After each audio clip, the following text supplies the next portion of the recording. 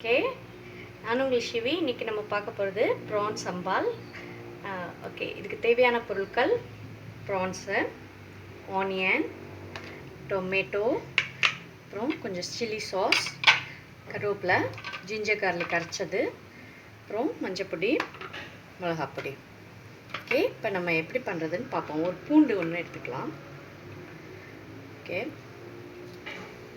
நான் ஃபஸ்ட்டு கொஞ்சம் ப்ரான்ஸில் chilli sauce வந்து போட்டுக்கிறேன்.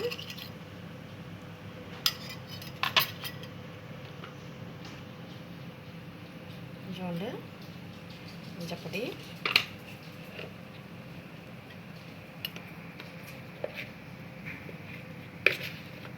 மிளகாப்பொடி. ஸோ இப்போ நான் ப்ரான்ஸை கொஞ்சம் ஃபஸ்ட்டு மேரினேட் பண்ணி வைக்கிறேன். என்னென்ன போட்டிருக்கேன்னா சில்லி சாஸு, மஞ்சப்பொடி, மிளகாப்பொடி, கொஞ்சம் உப்பு போட்டு நான் கொஞ்சம் மேரினேட் பண்ணி வைக்க போகிறேன் ஒரு 5 minutes.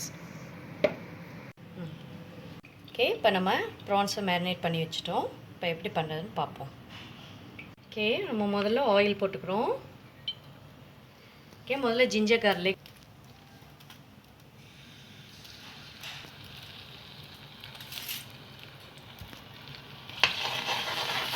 இப்போ ஆனியன் போடுறோம். கொஞ்சம் நல்லா ஆனியன் ப்ரௌன் ஆகிற வரைக்கும் வதங்கணும். ஆனியன் வதங்கிடுச்சு. இதில் நம்ம வந்து சில்லி பவுடர் போடுறோம். நம்ம ஏற்கனவே ப்ரான்ஸில் கொஞ்சம் போட்டு நம்ம வந்து மேரினேட் பண்ணி வச்சுருக்கோம். ஸோ தேவையான அளவு உங்களுக்கு எவ்வளோ உரப்பு வேணுமோ அதுக்கு தகுந்த மாதிரி போட்டுக்கோங்க.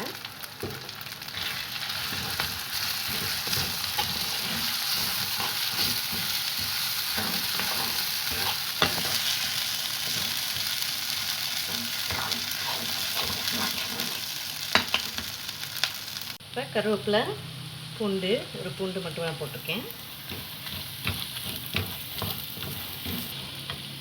இப்போ நம்ம மேரினேட் பண்ண ப்ரான்ஸை போடலாம்.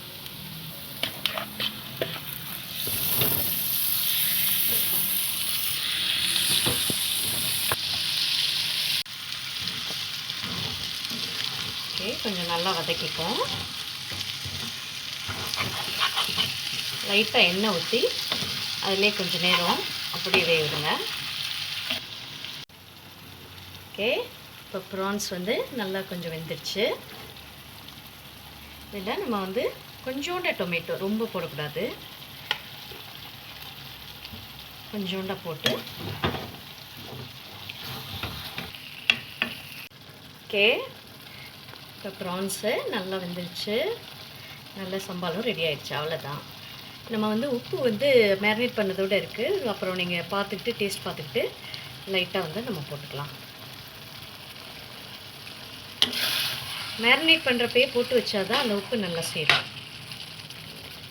இப்போ லைட்டாக கொஞ்சோண்டு எண்ணெய் ஊற்றிக்கலாம்.